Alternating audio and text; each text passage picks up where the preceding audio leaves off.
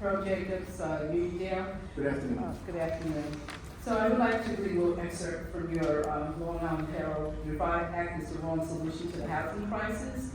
I'm going to quote you. It says, it does not adequately take into consideration the real-world impact that high-density developments would have on traffic congestion, school capacity, environmental concerns, and public safety.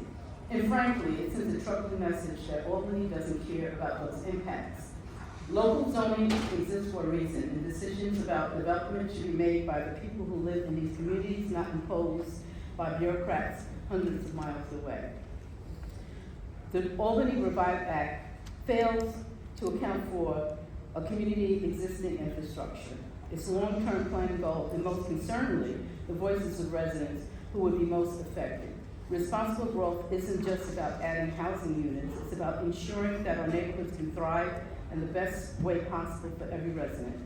Development needs to be sustainable, strategic, and aligned with the needs and character of the community.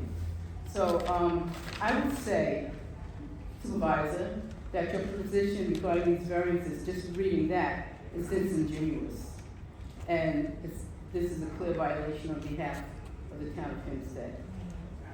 So I have a question. You talked about code changes.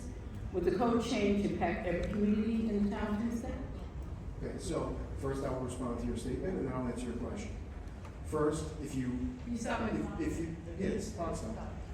to exactly what I said, it's that the Revive Act would strip local municipalities such as the town of Hempstead from having the ability to make zoning changes.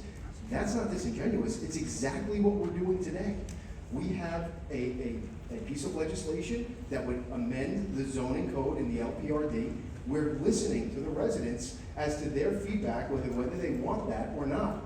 That should be made by the local elected officials right here. These people elected us to represent them locally on zoning issues. They didn't elect New York State senators and assembly people to make that decision for them. Take away their right to be heard, take away their right to say whether they want this reduction in the zoning code or not. This is disingenuous. It's quite the opposite, Ms. Jacobs. It's exactly what you just read. That's what we're doing here. That's what I'm fighting for along with this town board. And we're going to continue fighting for it. That Revive Act is a disaster. It would transform this community into an urban community without any ability for anyone in this room to stop it. You can't even have a hearing.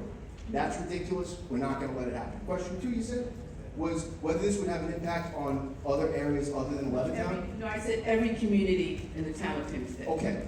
This proposed change is for the LPRD district. There are numerous towns that fall within the LPR district. However, this change reduces the lot area occupancy from 30 to 27.5%, which is in line with Residence B, which is approximately 80% of the town of Hempstead.